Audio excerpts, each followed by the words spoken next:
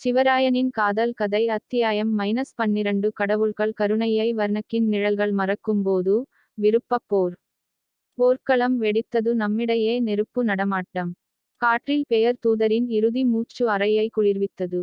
வர்ணக் சிவராயனைத் தேடுகிறான். காட்டில் இருந்து திடீரென வீசிய காற்றினால் அவரது உடல் சாம்பலாக மாறியது. அனைவரும் அமைதியாகிவிட்டனர். நித்திய சுடர் கூட தயக்கத்தில் மிதந்தது. வர்ணக் யார்? மீரா, மர்மமான சுடர் நடைப்பயணி, முன்னேறினாள்.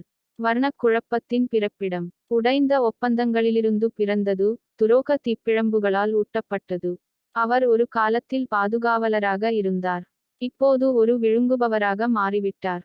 அவள் மாயாணியை பார்த்தாள். அவர் உங்கள் குல ரகசியம், இல்லையா? மாயாணி மெதுவாக தலையசைத்தாள். அவர் எங்கள் ஆயுதம், எங்கள் தண்டனை. கனவு எச்சரிக்கை. அன்று இரவு சிவராயன் ஒரு காட்சி கண்டான். ஒரு தரிசு நிலம், எரியும் வானம், அனாமிகா, ரஞ்சனி மற்றும் திபினி ஆகியவற்றை குறிக்கும் 3 சுடர் தூண்கள் நொறுங்கிக் கொண்டிருந்தன. மையத்தில் உருகிய கவசத்தில் முகமூடி அணிந்த பிரமாண்டமான வர்ணக் நின்றது. அவர் கையை நீட்டினார், கோபத்தில் அல்ல, ஆனால் அழைப்பில். நீ தான் சமநிலை. என்னுடன் சேருங்கள், அல்லது அவர்களுடன் எரியுங்கள். எலும்பு முறிவுகளை மேலும் நம்புங்கள். விடிந்ததும் குடும்பத்தினர் வாக்குவாதம் செய்தனர். அனாமிகா, நாங்கள் சண்டையிடுகிறோம், நாங்கள் தலைவணங்குவதில்லை. ரஞ்சனி, நமக்கு கனவுகள் அல்ல, கூட்டாளிகள் தேவை. திபினி, நடுங்குகிறார், அவர் அழைக்கிறார். அவருடைய நெருப்பை என்னுள் உணர முடிகிறது. மாயாணி ஒருமுறை தன் மௌனத்தை கலைத்தாள். அவன் வந்தால் உன் நித்திய சுடரால் கூட அவனைத் தடுக்க முடியாது. நீங்கள் முடிவு செய்ய வேண்டும், ஒன்றாக போராடுங்கள், அல்லது ஒவ்வொருவராக வீழ்வீர்கள். சிவராயனின் நிலைப்பாடு. சிவராயன் அவர்கள் அனைவருக்கும் முன்பாக குரலில் உறுதியாக நின்றான். நாங்கள் இருளை, துரோகத்தை, ஏன் ஒருவரையொருவர் கூட எதிர்கொண்டோம். ஆனால் இது ஒரு எதிரிக்கு அப்பாற்பட்டது. நெருப்பு நமக்கு எதிராக மாறும்போது நாம் யார் என்பது பற்றியது இது. அவர்கள் ஒவ்வொருவரையும் பார்த்தார், அவரது மனைவிகள், அவரது கூட்டாளிகள், மாயாணி கூட. தயாராயிருங்கள். வர்ணாக் நம்மை அழிக்க வரவில்லை, அவன் நம்மை கைப்பற்ற வருகிறான். தூரத்தில், எரிமலை காட்டின் ஆழத்தில், உருகிய மண்ணிலிருந்து வர்ணக் உயர்ந்தது. நூற்றாண்டுகளில் அவரது முதல் வார்த்தைகள். சிவராயன், உங்கள் சுடரைத் தேர்ந்தெடுங்கள். தவிர்க்க முடியாததற்கு தயாராகுதல். சுடர் வீட்டைச் சுற்றியுள்ள காற்று பதட்டத்தால் அடர்த்தியாக வளர்ந்தது. சடங்கு நெருப்புகள் பதட்டத்துடன் நடனமாடின. தரையே இரைந்தது. வர்ணக் நெருங்கி வந்து கொண்டிருந்தான். சிவராயன் மனைவிகளின் வட்டத்தை, அனாமிகா, ரஞ்சனி, திபினி, இப்போது மாயனியையும் வரவழைத்தார். ஒவ்வொன்றும் அவருடைய ஒரு பக்கத்தை குறிக்கின்றன. அனாமிகா, வலிமை மற்றும் தெளிவு. ரஞ்சனி, ஆர்வம் மற்றும் புத்திசாலி இத்தனம். திபினி, உணர்ச்சி மற்றும் சமநிலை. மாயாணி, இருள் மற்றும் ஒளிக்கான ஏக்கம். சுடர் இரத்த சடங்கு தொடங்குகிறது. சாம்ராஜ்யத்தை பாதுகாக்க சிவராயன் ஃபிளேம்பிளட் பாண்ட் ஐ எழுப்ப வேண்டியிருந்தது. இது மோதலில் இதயங்களை ஒன்றிணைத்த ஒருவருக்கு மட்டுமே வழங்கப்பட்ட ஒரு பண்டைய சக்தியாகும். ஆனால் சடங்கு ஒரு தேர்வோடு வந்தது. இறுதி இணைப்பில் ஒரே ஒரு மனைவி மட்டுமே அவருடன் சேர முடியும். அவளுடைய சாராம்சம் மட்டுமே வர்ணக்கை எதிர்கொள்ளும் அளவுக்கு அவனது சுடரை பெருக்க முடியும். மனைவிகள் திகைத்துப் போனார்கள். அனாமிகா, சரி, இப்போது நாம் உயிர் வாழ்வதற்காக போட்டியிடுகிறோமா?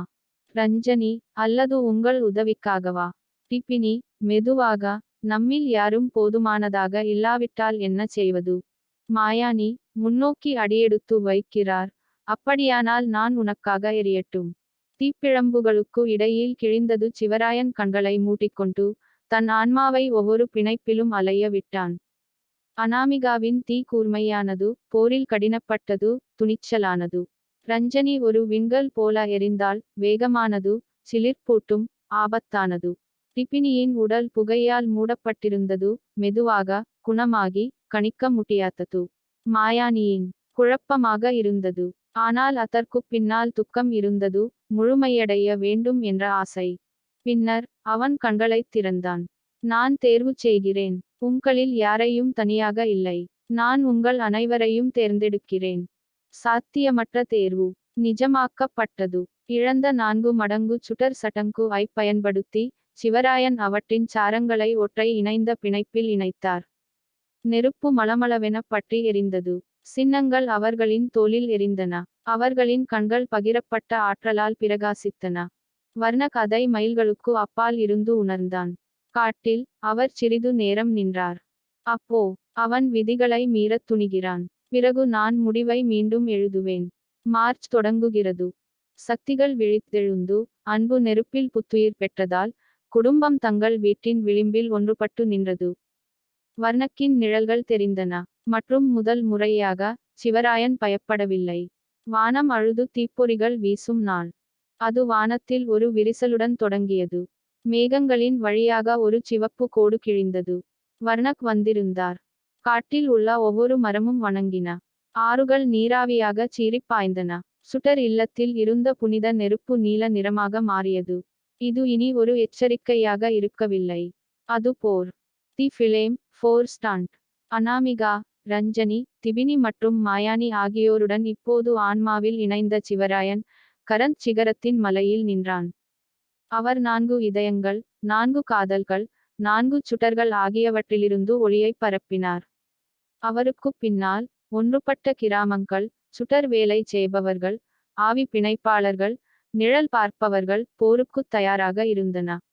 நிலத்திற்கு மட்டுமல்ல, மரபுக்கும். வர்ணக் இறங்குகிறார். பூமி பிளந்தது. அதிலிருந்து வர்ணக் சாம்பலால் முடிச்சூட்டப்பட்ட உருகிய டைட்டன் மறக்கப்பட்ட நெருப்புகளின் சுத்தியலை ஏந்தியபடி எழுந்தது. அவன் குரல் இடிமுழக்கம் போல ஒலித்தது. நீங்கள் பிணைப்புச் சட்டத்தை மீறிவிட்டீர்கள். யாரும் அனைத்தையும் தேர்ந்தெடுப்பதில்லை. எனவே இப்போது நான் எதையும் தேர்ந்தெடுக்கவில்லை. நான் உலகையே எரிக்கிறேன். அவர் தரையில் மோதினார். சுடர் வீட்டை நோக்கி நெருப்பு அலைகளை அனுப்பினார். எதிர் தாக்குதல். சிவராயன் கையைத் தூக்கினான். மனைவிகள் ஒவ்வொருவரும் தங்கள் சொந்த உறுப்புடன் எரிகிறார்கள். அனாமிகா தீப்புயல். Ranjani kinetic blaze. Dibini ember கேடயம். மாயானி நிழல் சுடர். அவரைச் சுற்றி ஒரு குறுக்கு காவலரை உருவாக்கினார். ஒன்றாக அவர்களின் தீப்பிழம்புகள் ஆத்ம நெருப்பு என்ற வலையை பின்னி வர்ணக்கின் தாக்குதலை காற்றில் நிறுத்தியது. சுடர் மற்றும் விருப்பப் போர். போர்க்களம் வெடித்தது. தீப்பிழம்புகள் இருளுடன் மோதின. கிராமவாசிகள் கோஷமிட்டனர். பழைய ஓட்டப்பந்தய இசைக்குழுக்கள் ஒளிர்ந்தன. அனாமிகா வர்ணக்குடன் சுத்தியலால் கத்தியால் மோதினார். ரஞ்சனி வேகத்துடன் நடனமாடி அவனது தாளத்தை கெடுத்தாள். டிபினி குணமடைந்தது, ஆற்றப்பட்டது, தடுக்கப்பட்டது. ஆச்சரியப்படும் விதமாக மாயானி தனது மையத்தை உள்ளிருந்து பலவீனப்படுத்த தன்னைத்தானே பணயம் வைத்தாள்.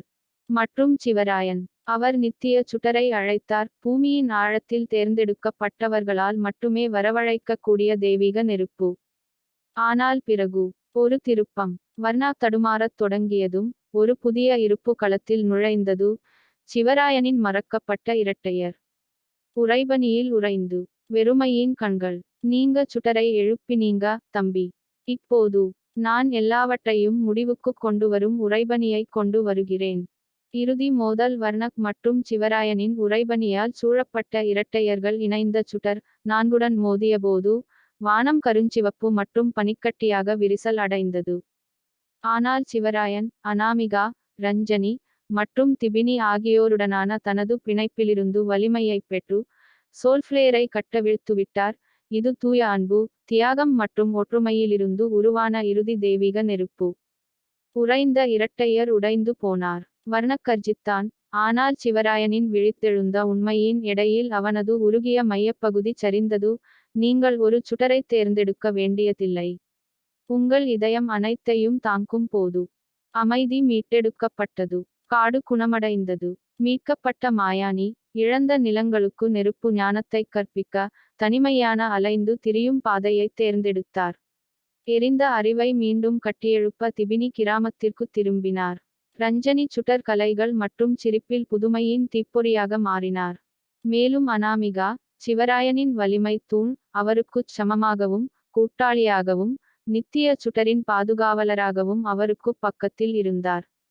அவர்கள் இருவரும் சேர்ந்து தங்கள் நிலம் புதிதாக பூப்பதை பார்த்தார்கள்.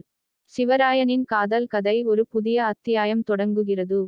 சிவராயனின் கதை முடிந்ததும் புராண உலகில் ஒரு புதிய பெயர் எதிரொலித்தது.